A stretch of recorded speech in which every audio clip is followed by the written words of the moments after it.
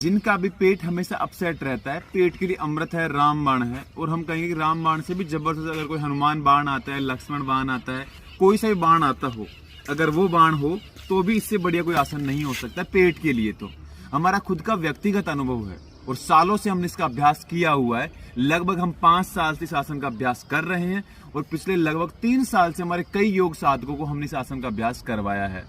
आसन को करना कैसे है? जो बहुत मोटे हैं, हेल्दी हैं, वजन से भारी हैं, उनसे नहीं होगा तो वो कैसे करेंगे? नाराज नहीं होना, कर पाएंगे। थोड़ा थोड़ा अभ्यास।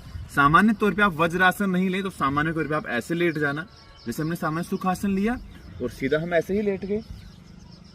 ऐसे सुखासन लेना है, सुखासन लेकर के लेटना है, लेकिन आसन ऐसे नहीं लगेगा। आसन लगाना है सुप्त वज्र आसन।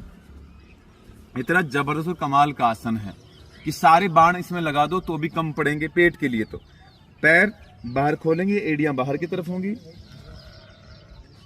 एड़ियां बाहर की तरफ हों, एक स्थिति सुखद पूर्वक, कमर बिल्कुल सीधी हो और फिर गहरा श्वास भरो, पेट तक श्वास भरो। जैसे हम पेट भरते हैं ना, खाना खा के भोजन इतना भरते हैं कि पेट भर जाता है और पेट फूटने पर आता है, लेकिन मन नहीं भरता है।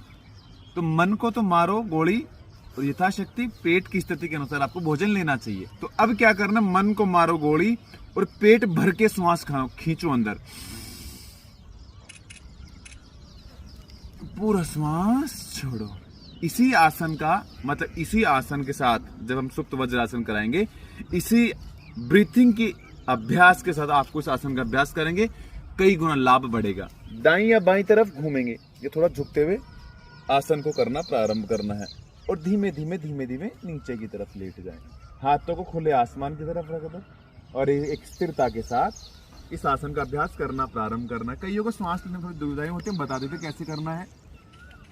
जब श्वास भरो तो पेट फूलना चाहिए,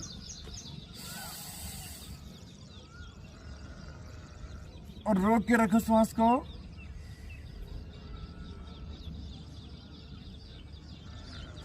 छोड़ो तो पूरा छोड़ दो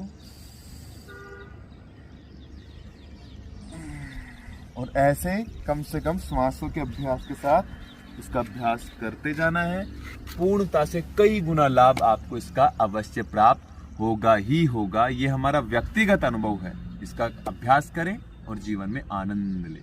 आप सबके स्वास्थ्य के लिए प्रार्थनाएं। आप सबको ओम